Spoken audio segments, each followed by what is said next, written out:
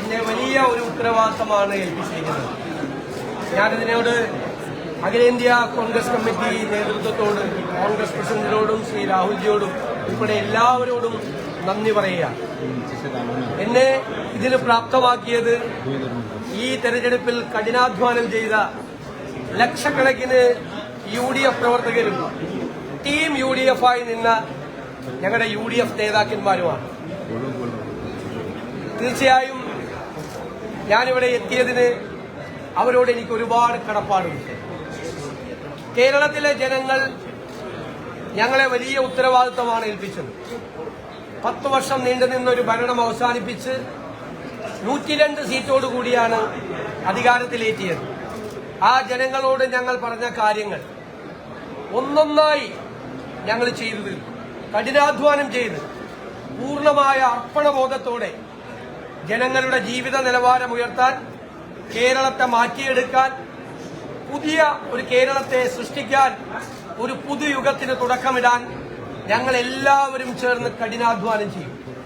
രാഷ്ട്രീയ പ്രവർത്തനവും പൊതുപ്രവർത്തനവും ജനങ്ങൾക്ക് വേണ്ടി നടത്തുന്ന കഠിനാധ്വാനവും അവർക്ക് വേണ്ടി അർപ്പണബോധത്തോടുകൂടി ചെയ്യുന്ന പ്രവൃത്തിയുമാണ് എന്ന് ഞങ്ങൾ അതിന്റെ നിർവചനം മാറ്റിയെഴുതും.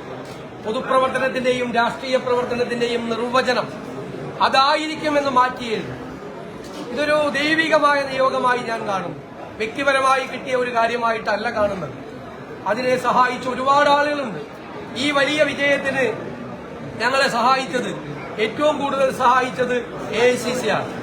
ആ AICCയുടെ പ്രവർത്തനങ്ങളെല്ലാം കേരളത്തിൽ ഏകോപിപ്പിച്ച് നടത്തിയത് പ്രിയങ്കരനായ അതിന്റെ സംഘടനാ ചുമതലയുള്ള ജനറൽ സെക്രട്ടറി ശ്രീ KC വേണുഗോപാലാണ്. ഓരോ ദിവസവും ഓരോ കാര്യവും ഞങ്ങളോട് ചോദിച്ച് എല്ലാ കാര്യങ്ങൾക്കും അദ്ദേഹത്തിന്റെ പിന്തുണ നൽകിയിട്ടുണ്ട്.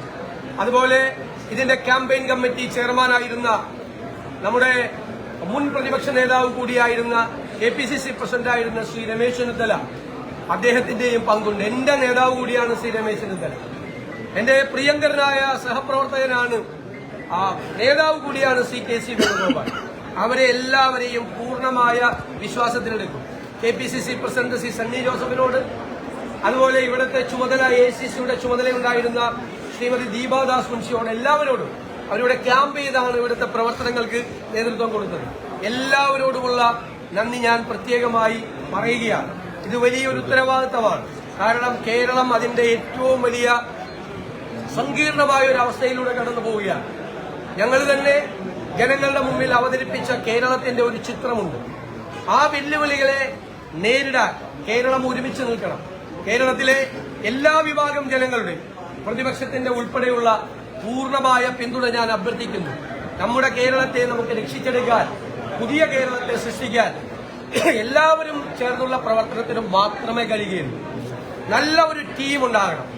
നല്ല ഒരു ടീം ബിൽഡ് ചെയ്ത് ഒരാൾക്ക് ഒറ്റയ്ക്ക് ഒന്നും ചെയ്യാൻ കഴിയില്ല. ഒരു ടീമിനായിരിക്കും ചെയ്യാൻ. കേരളത്തെ രക്ഷിക്കാനുള്ള ആ ടീം ബിൽഡ് ചെയ്യുക എന്നുള്ള ഉത്തരവാദിത്വം കൂടി തീർച്ചയായും ഏറ്റെടുക്കും. ഹൃദയം നിറഞ്ഞ നന്ദി എല്ലാവരോടും പറയുന്നു.